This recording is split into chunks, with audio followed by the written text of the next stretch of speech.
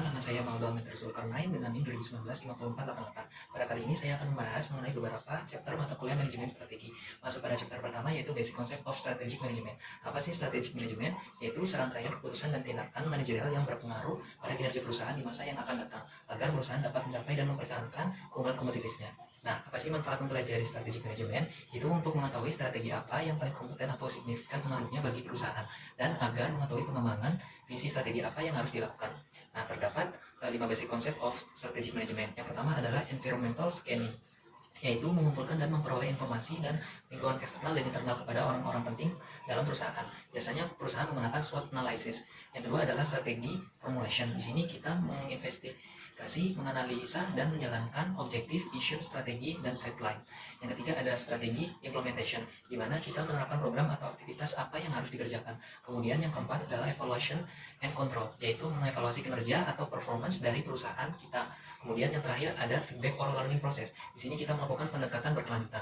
Nah, kemudian kita masuk ke chapter 4 tentang environmental scanning and industry analysis. Nah, environmental scanning ini meliputi 3 hal, yaitu nature or physical, yang kedua ada societal, yang ketiga ada tax atau pengaruh langsung jangka pendek.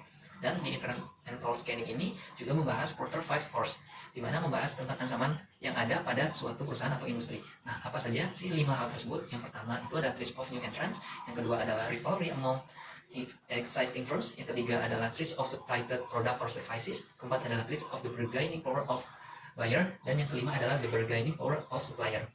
Selanjutnya kita masuk ke chapter 5, yaitu organizational analysis and competitive advantage. Pada chapter ini pertama kita membahas resources based view, yaitu pendekatan yang digunakan untuk menganalisa lingkungan internal perusahaan yang berhubungan dengan resource and capability. Nah, untuk menganalisa biasanya kita menggunakan VRIO framework yang terdiri dari valuable, rare, imitability, dan organization. Selanjutnya ada value chain, yaitu metrik untuk mengidentifikasi aktivitas rantai dari awal hingga akhir proses yang ada di perusahaan dan industri.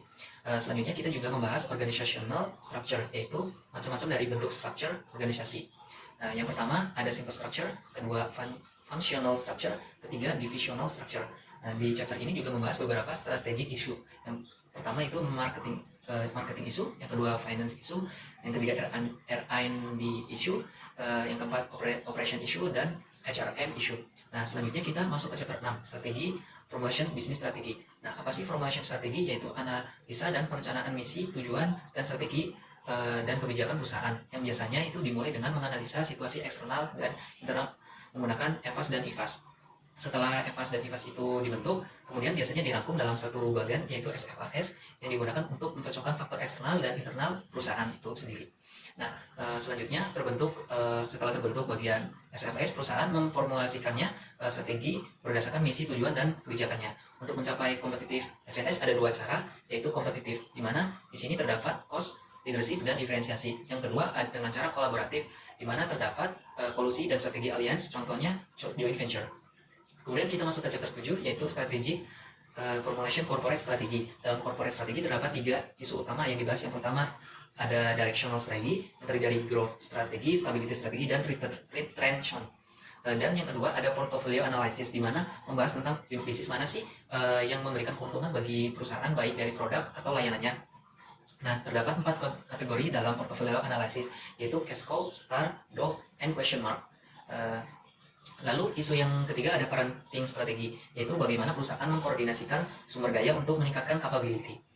Nah, pada parenting strategi itu terdiri dari horizontal strategi dan multi point.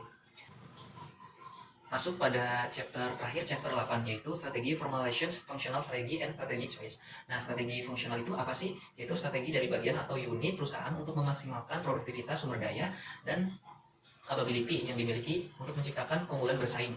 Nah, ada beberapa strategi yang dibahas.